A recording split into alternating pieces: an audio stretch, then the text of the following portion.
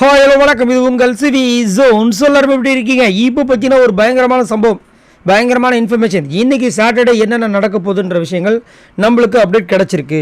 அதில் பார்த்தீங்கன்னா இன்றைக்கி யாரையுமே சேவ் பண்ணலை அப்படின்றதா ஒரு ஃபஸ்ட் அப்டேட்டாக வந்திருக்கு. ஸோ முதலாவதாக காப்பாற்றப்பட போகிறது யாருமே கிடையாது. நாளைக்கு தான் அது தெரிய போகுது. ஆனால் அந்த அஃபிஷியல் ஓட்டிங்ஸ் அந்த மாதிரி விஷயங்கள் பார்க்கும்போது அன்அஃபிஷியல் இருந்தாலும் சரி, அஃபிஷியல் இருந்தாலும் சரி, ஃபர்ஸ்ட்டில் வந்து டாப்பில் வந்து சூப்பராக செம்மையாக வந்துட்டு மாசா நம்ம முத்துக்குமரன் தான் இருக்கார் அப்படின்றது அப்டேட்டாக வந்திருக்கு. சரி, ரெண்டாவது எவிக்ஷன், டபுள் எவிக்ஷன் இருக்குன்னு சொல்லியிருக்காங்களே, அதை பற்றி என்ன நினைக்கிறீங்க அப்படின்னு கேட்டால், சாட்டர்டே எவிக்ஷனே கிடையாது.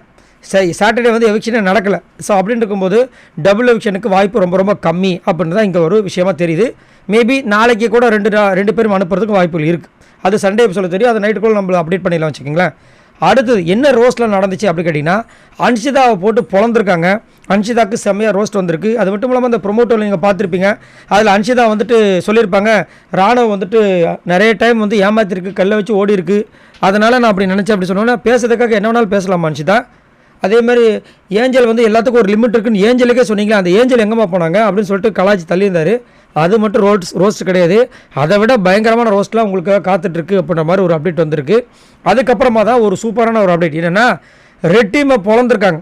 ஏன்னா ஃபஸ்ட்டு நாளில் ரெட் டீம் வந்து காலி ஆகிட்டு இருக்காங்க, காலி ஆனாங்க. ஸோ அதுக்கு முக்கிய காரணம் அவங்க தான். அது மட்டும் இல்லாமல் அந்த பொண்ணு தனியாக சௌந்தர்யா விட்டுட்டு போயிட்டாங்க. அந்த பொண்ணால் முடிஞ்ச வரைக்கும் ஏதோ ஒரு எஃபர்ட் போட்டாங்க வச்சுக்கோங்களேன். அதே மாதிரி அருண் பிரசாத்தோட ஃபுல் மோட்டிவ் என்னவாக இருந்துச்சுன்னா, முத்துக்குமரனை காலி பண்ணோம், முத்துக்குமரனை தனியாக அட்டாக் பண்ணோம், முத்துக்குமரன் டீமை இந்த டீமை விட்டு தூக்கணும், இப்படி தான் இருந்துச்சு. நிறைய நேரங்களில் பார்த்தீங்கன்னா அருண் பிரசாத் வந்துட்டு இந்த எல்லோ டீம் கூட வந்து டான்ஸ் ப்ராக்டிஸ் இந்த மாதிரி தான் பண்ணிட்டு இருந்தார். பிங்க் டீம் பக்கம் போகவே இல்லை. ஆனால் முத்துக்குமரன் கிட்ட மட்டும் பயங்கரமாக சண்டை போட்டு கழுத்தெல்லாம் நெரிச்சு ஒரு ஸ்மாக்லாம் போட்டிருப்பாரு. அது ஒரு பெரிய இஷ்யூவாகவும் நினச்சா இங்கே வந்து ரெட் டீமை கழுவி ஊற்றிருக்காங்கன்ற மாதிரி வந்திருக்கு. ஸோ ரெட் டீமில் வேறு யார் இருக்காங்க? சௌந்தர்யாவுக்கு ஆல்ரெடி ப்ரொமோட்டர்லேயே பார்த்துருப்பீங்க. ராணுவ பற்றின விஷயங்களே செம ரோஸ்ட் இருந்திருக்கு. அதுக்கப்புறம் பார்த்தீங்கன்னா இன்னொருத்தர் விஜய் விஷால். ஸோ விஜய் விஷாலோட கேப்டன்ஷிப் பற்றி கண்டிப்பாக கேட்பாங்க. அதில் செம்மையாக வந்து வச்சு செய்ய போகிறாங்கன்னு தோணுது. ஏன் அப்படின்னு பார்த்தீங்கன்னா, இவர் வந்து இந்த ஹோல் வீடுக்கு வந்து கேப்டனாக இருந்தாரா இல்லை அசீனுக்கு கேப்டனாக இருந்தாரான்றது நம்மளுக்கு பெரிய டவுட் ஆகிடுச்சு. ஏன்னா அந்த வீக்லி டாஸ் நடக்கும்போது யாராவது ஒருத்தவங்க கத்துறாங்கன்னா இவர் காதில் ஹெட்செட் மாட்டின மாதிரி மண்டை ஆட்டிகிட்டு இருந்தார். இதே வந்து அசின் கத்துன உடனே வந்துட்டான்னு ஓடி வந்தாப்புல.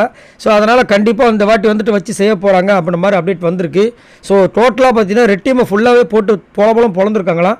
அது மட்டும் இல்லாமல் அந்த ரெட் டீம் வெளியே போகிறதுக்கு முன்னாடி அந்த கல்லை எடுத்து வந்து பிங்க் டீம் கொடுத்துட்டு போனாங்க. ஸோ நிறைய சம்பவங்கள் இன்றைக்கி நடக்குது. அதனால் வந்துட்டு எவிக்ஷனும் நடக்கலை, சேவிங் மூமெண்ட்டும் நடக்கல, நாளைக்கு தான் எல்லாமே நடக்குதுன்ற மாதிரி அப்டேட் வந்திருக்கு. ஸோ நீங்கள் உங்களோட கருத்து சொல்லுங்கள். இன்னும் வேறு என்னெல்லாம் எதிர்பார்க்குறீங்க? அதே மாதிரி நான் எதிர்பார்த்த விஷயங்கள் இன்னும் அப்டேட்டே வரல. என்னென்னா ஜெஃப்ரி வந்து ரவுடித்தனமாக ஒரு சில விஷயங்கள்லாம் பண்ணியிருப்பார். அதை பற்றி பேசினாங்களா இல்லையான்னு இது வரைக்கும் அப்டேட்டே வரல. வந்தால் நல்லாயிருக்கும். உங்களோட கருத்தை சொல்லுங்கள். இந்த மாதிரி நிறைய தகவல் உங்களுக்கு வேணும்னா மறக்காமல் நம்மளோட சேனலை சப்ஸ்கிரைப் பண்ணி சப்போர்ட் பண்ணுங்கள். பாய் நண்பர்களே.